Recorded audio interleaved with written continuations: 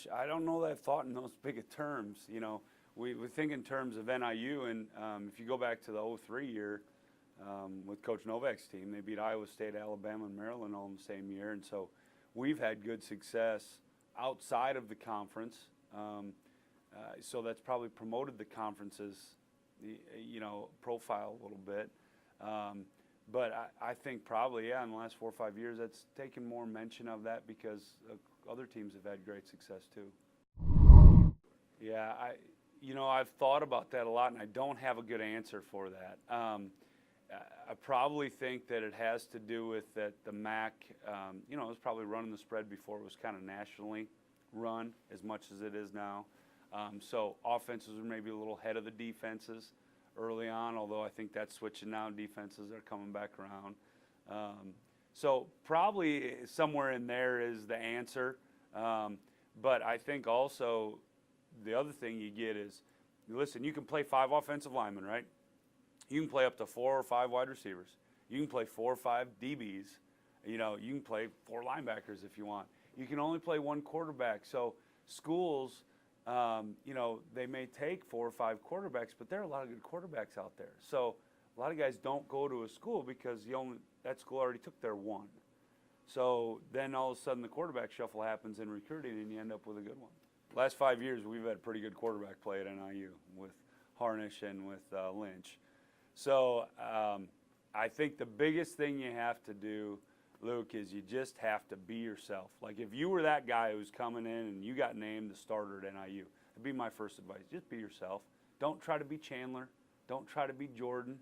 Be yourself. You got this job. Being yourself. Stay that way.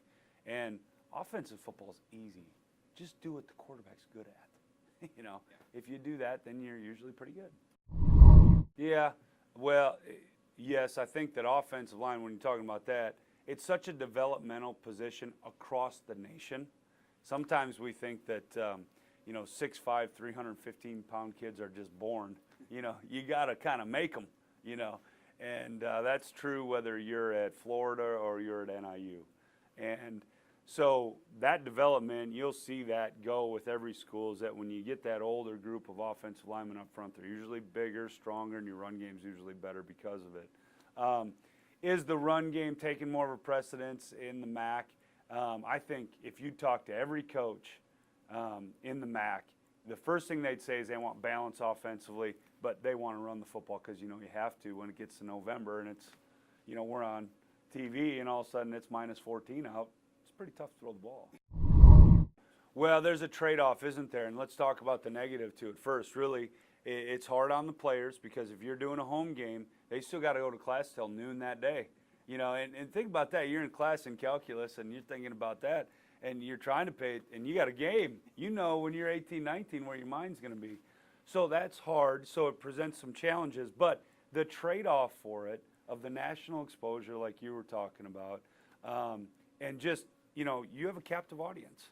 And, you know, it's during the week, so you got a good chance to get your fans involved because they got to go to class too and then come on out after classes are done and cheer you on. So it's a wonderful thing, and I wouldn't ever trade it. As being a head coach in Northern Illinois? Didn't know as much as I thought I knew.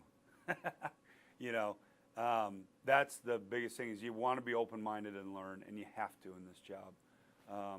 And I think that's true of any job, but probably this one that I've held is the one that's taught me the most, is that learn. Be open-minded. Don't have preconceived notions, because as soon as you have preconceived notions, you might make a decision that you regret. And if you learn and you take input, then you make a decision that, you know, you at least understand, have defined, and you can move forward.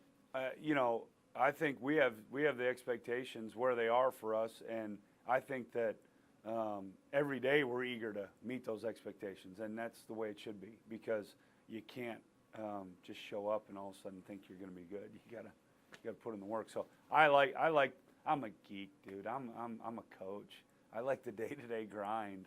You know, that's just who we are. So, and that's how we've been successful. So we'll keep doing that.